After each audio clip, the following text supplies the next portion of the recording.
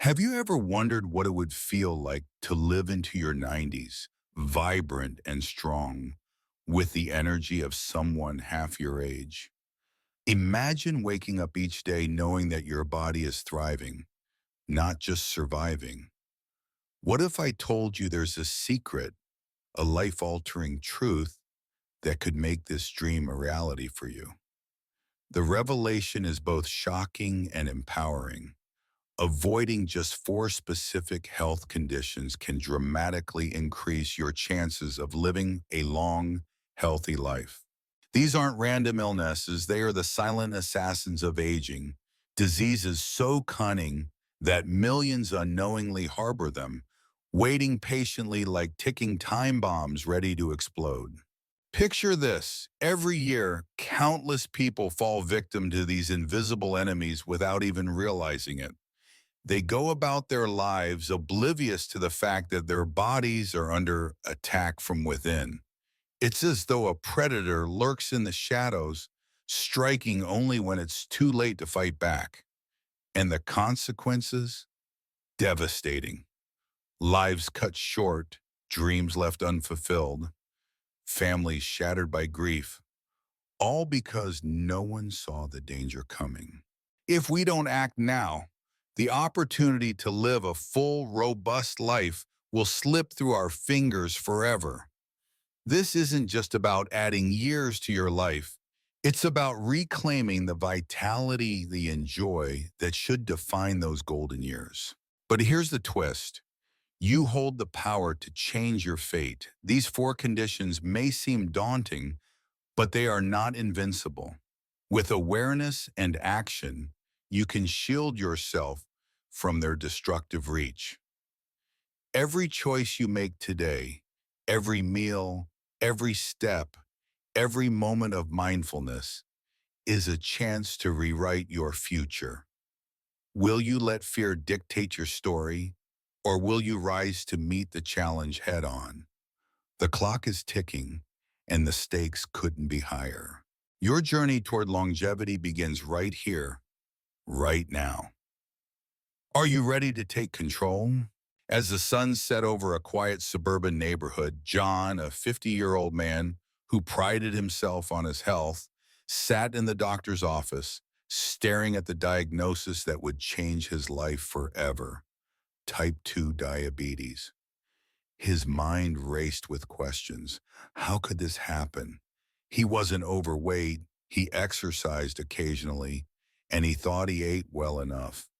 But there it was, written plainly on paper. His body had been under attack for years without him even realizing it.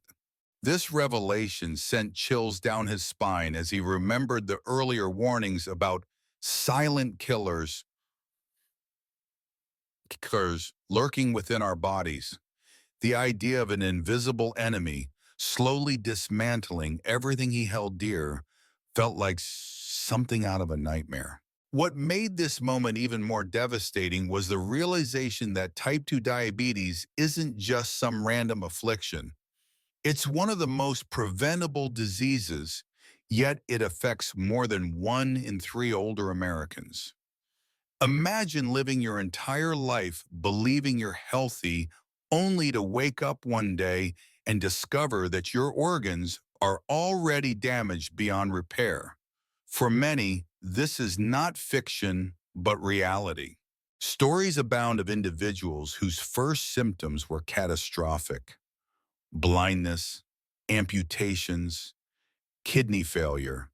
These aren't mere statistics, their lives shattered by neglect. Take Sarah, for example, a woman in her late 60s who had always considered herself active and independent. She loved gardening and spending time with her grandchildren. But when she began experiencing numbness in her feet, she brushed it off as a minor inconvenience. Months later, she found herself unable to walk without excruciating pain. A visit to the doctor revealed severe nerve damage caused by years of untreated diabetes.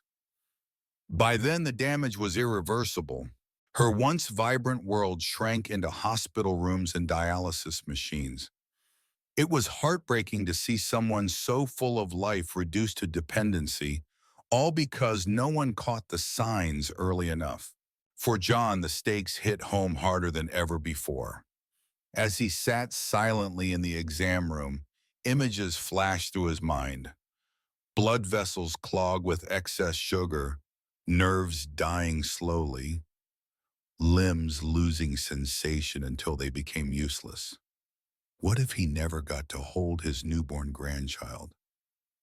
What if his daughter had to watch him deteriorate like those other families he'd read about online?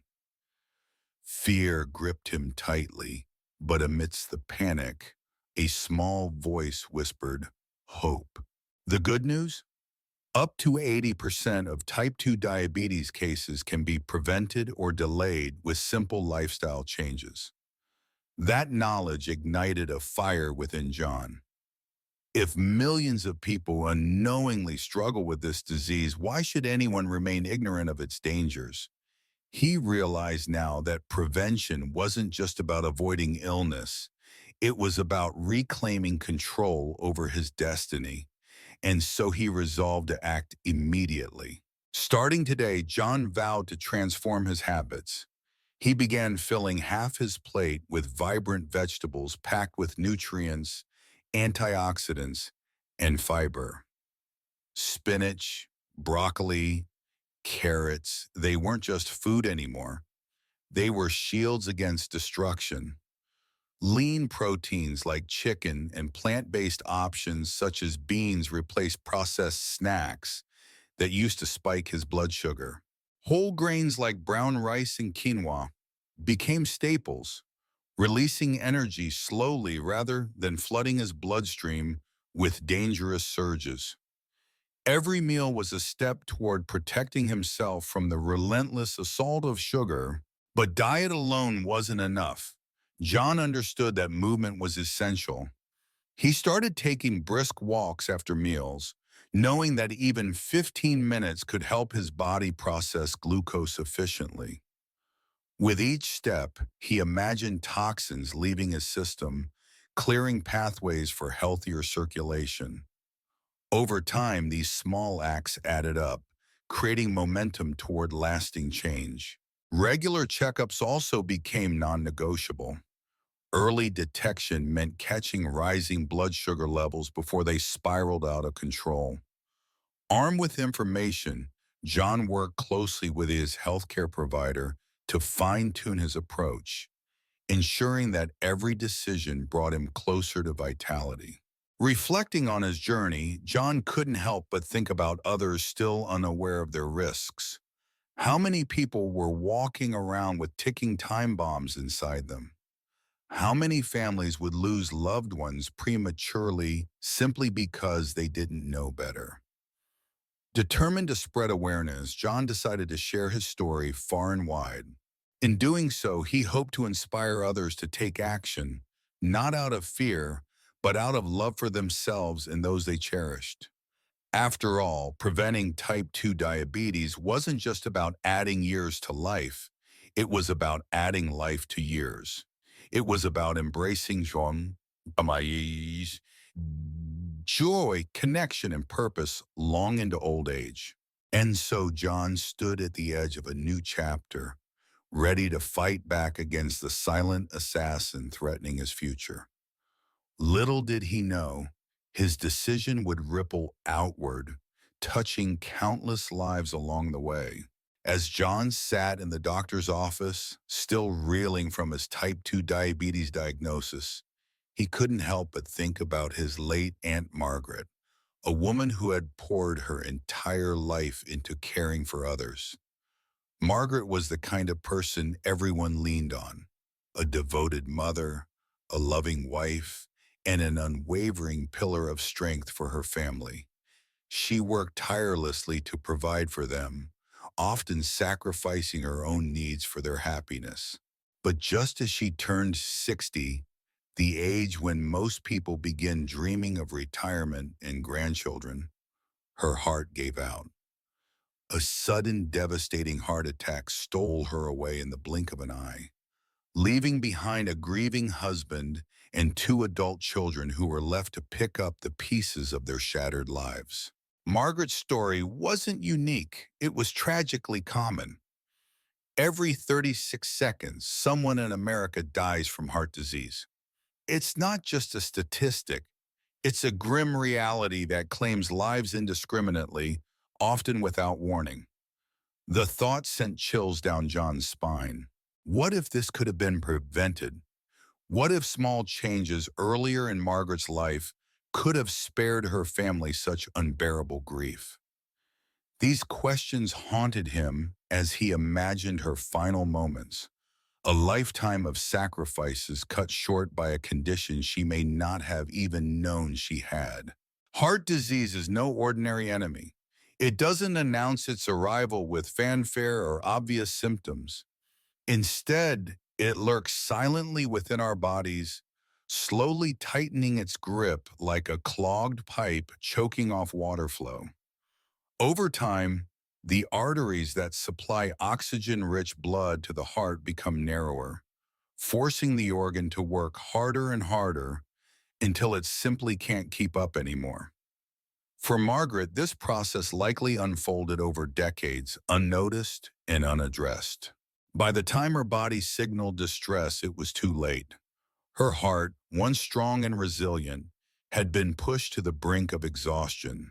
And then there was Michael, a successful businessman in his mid-50s whom John knew through mutual friends. Michael had always prided himself on being fit and disciplined. He ran marathons occasionally, ate what he considered healthy, and rarely missed a day at the gym. To everyone around him, including John, Michael seemed invincible. That's why no one saw it coming when he collapsed right at his desk during a routine meeting. Paramedics rushed him to the hospital, but the damage was done. Though he survived, the stroke left him partially paralyzed, unable to speak clearly, and dependent on others for basic tasks. His once thriving career came crashing down overnight, replaced by endless rehabilitation sessions and a future filled with uncertainty. These stories painted a chilling picture for John.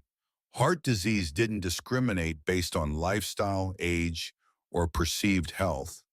Whether you were a hardworking caregiver like Margaret or a seemingly invincible go-getter like Michael, the risk loomed large unless action was taken.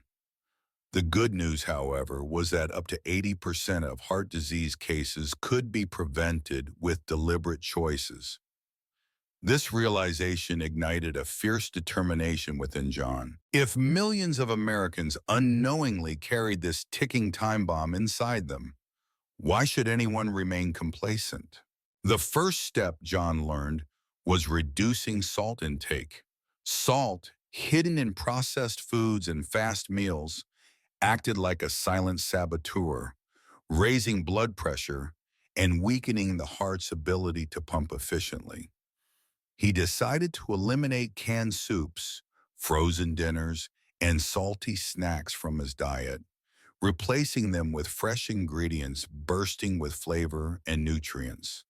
Vibrant salads loaded with spinach, kale, and colorful vegetables became staples. Fatty fish like salmon and mackerel made regular appearances on his plate, offering omega-3 fatty acids that protected his arteries and kept them flexible. But food alone wouldn't save him. Physical activity was equally crucial. Inspired by Michael's harrowing experience, John committed to moving his body every single day.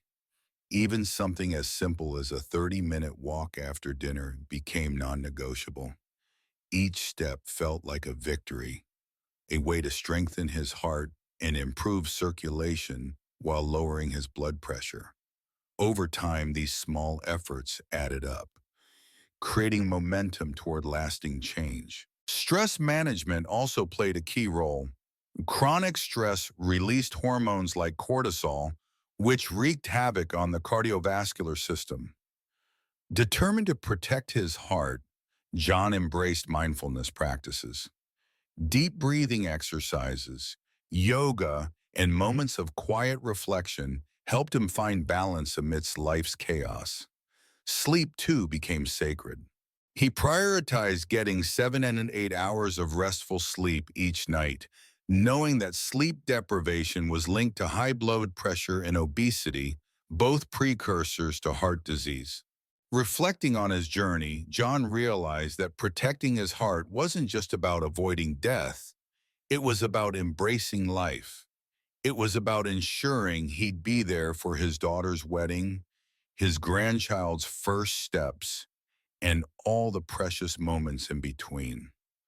With renewed resolve, he vowed to share his newfound knowledge with others, hoping to prevent tragedies like Margaret's and Michael's from happening again. After all, heart disease might be a formidable foe, but it wasn't unbeatable. Not if we chose to fight back. As John sat in the dimly lit waiting room of his doctor's office, reflecting on everything he had learned about diabetes and heart disease, a chilling thought struck him. Cancer. It wasn't just another health condition. It was a shadow that loomed over millions of lives, silently creeping into existence without warning. What terrified him most was a statistic he'd recently read. 40% of cancer cases could be prevented with simple lifestyle changes. Yet so many people, including those close to him, had ignored these basic precautions only to face devastating consequences later. He remembered Mary and Harold, an elderly couple from his neighborhood who had always seemed inseparable. Their bond was unshakable until one fateful day when Mary received her diagnosis: late-stage colorectal cancer. The news shattered their world. "If only we'd done the screenings," Harold whispered through tears during one of their rare visits after her treatment began. Early detection could have saved her life, or at least given them more time together, but they had let fear and complacency take hold instead. Now every shared moment felt like borrowed time, heavy with regret. But if Mary's story was heartbreaking, then Richard's was nothing short of tragic. A lifelong smoker in his late 60s, Richard had always shrugged off warnings about cigarettes. "It won't happen to me," he'd say confidently, even as his cough worsened and his stamina dwindled. Then came the day when doctors delivered the death sentence: stage 4 lung cancer. With only months left to live, Richard spent his final days surrounded by family, clutching old photographs and trying to memorize faces he wouldn't see again. His once vibrant energy was now replaced by frailty, his body ravaged by tumors spreading like wildfire, an unstoppable force consuming him piece by piece. The image haunted John: cancer cells multiplying relentlessly, darkening organs, destroying tissues, leaving chaos in their wake. This wasn't just biology, it was a merciless invader, stealing futures and dismantling families. But amidst this grim reality, there was hope. Prevention wasn't some distant dream, it was within reach, waiting for anyone willing to act. For starters, regular screenings were non-negotiable. Colonoscopies, mammograms, skin checks, all were tools designed to catch cancer before it spiraled out of control. These tests weren't glamorous or enjoyable, but they were lifelines. Eating well also played a crucial role. Filling plates with colorful fruits and vegetables rich in antioxidants fortified the body against oxidative stress, while avoiding processed foods reduced inflammation. Protecting the skin from harmful UV rays became equally vital. Something as simple as wearing sunscreen or staying in the shade could shield against melanoma, a deadly form of skin cancer. And then there was smoking, the deadliest habit of all. For smokers like Richard, quitting wasn't just advisable, it was imperative. Even longtime smokers could reverse some damage by giving up cigarettes, granting their bodies a fighting chance to heal. Every puff avoided was a step away from catastrophe. John realized that preventing cancer wasn't just about dodging illness, it was about reclaiming power over fate. By embracing proactive measures, individuals could defy the odds and rewrite their stories. Each choice mattered. Every meal, every screening, every decision to prioritize health over convenience. Cancer might cast a long shadow, but humanity's resilience shone brighter still. As John sat reflecting on the lessons he had learned about diabetes, heart disease, and cancer, his thoughts turned to something even more haunting: dementia. It wasn't just a condition, it was an unraveling of everything that made us human. He thought of Mrs. Chen, his childhood neighbor, whose once sharp mind had become a labyrinth of confusion. Her daughter, Lily, often spoke of the crushing despair she felt when her mother no longer recognized her. "She looks at me like I'm a stranger," Lilo confided one day, tears streaming down her face. "It's like losing her twice, first in memory, then in presence." The emotional toll was unbearable. What made it worse was knowing this could happen to anyone, including himself. Then there was Professor Adler, a brilliant academic who had dedicated decades to groundbreaking research. Once celebrated for his intellect, he now struggled to recall the very theories he pioneered.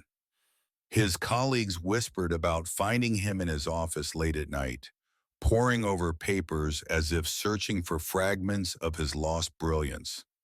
The tragedy wasn't just personal, it was symbolic. A mind that once illuminated entire fields of knowledge now flickered dimly, its connections severed like frayed electrical wires. And then came the story that shook John to his core. A man in his 70s waking up disoriented, panicked because he couldn't remember where he was. In his confusion, he began running through the house, calling out for his mother. But his mother had passed away 30 years ago. The image seared itself into John's mind. A grown man reduced to childlike vulnerability, trapped in a reality he couldn't understand.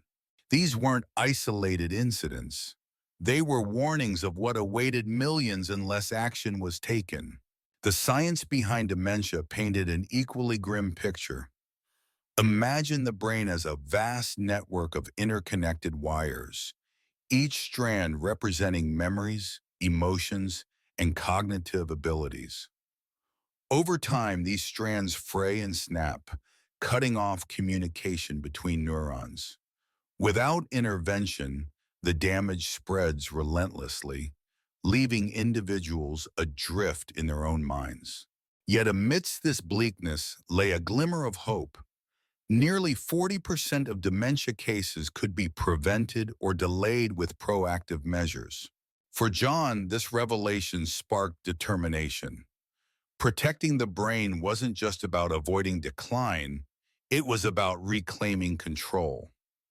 Mental exercises became his first line of defense. Puzzles, crosswords, and learning new skills kept his neural pathways active, like oiling gears to keep them turning smoothly.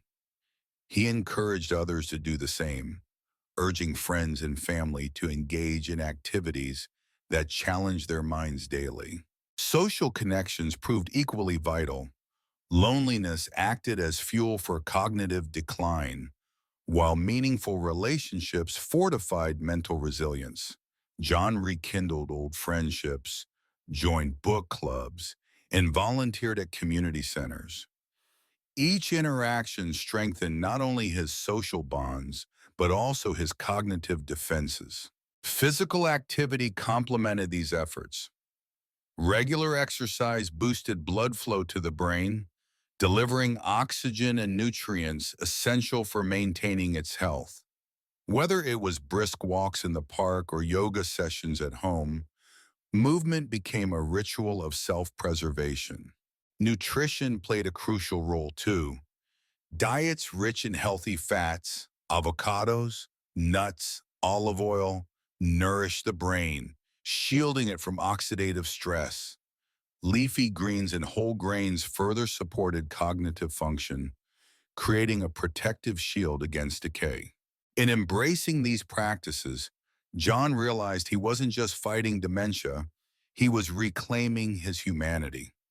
By nurturing both body and mind, he ensured that his golden years would remain vibrant, full of purpose, and deeply connected to those he loved.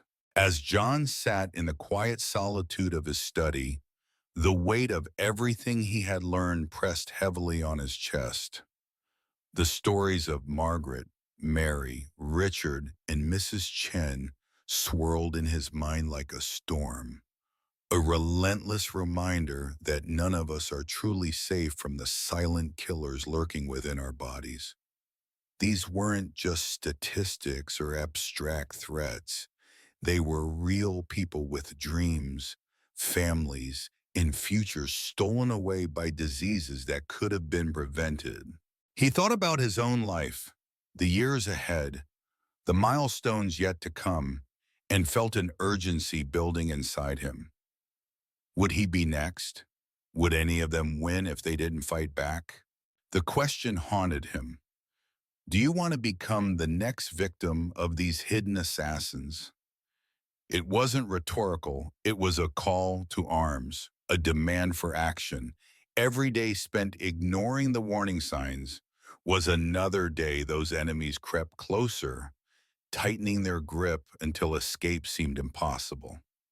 John envisioned it as a race against time, where every moment counted. Each sunrise offered a choice to take control or surrender to fate, and surrender wasn't an option. "Don't let old age become hell," he whispered aloud, the words echoing off the walls. This wasn't just about avoiding illness. It was about reclaiming power over one's destiny. For too long, people accepted decline as inevitable, believing that aging meant giving up vitality, independence, and joy. But what if it didn't have to be that way? What if the golden years could shine brightly instead of dimming into darkness? The answer lay not in waiting for symptoms to appear, but in taking charge today. Prevention wasn't passive, it was a battle cry. But the stakes grew higher with each passing hour. John imagined the ticking clock inside everyone's body, counting down to the moment when damage became irreversible. Every day you delay is a day the enemy advances, he thought grimly. Those four conditions, diabetes, heart disease, cancer, dementia, were no longer distant possibilities. They were shadows creeping toward him, ready to strike unless he acted decisively.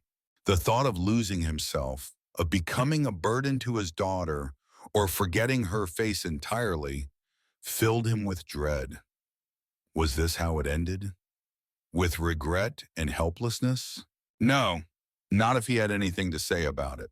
John realized that prevention wasn't just personal, it was collective. By sharing his journey, he could inspire others to join the fight.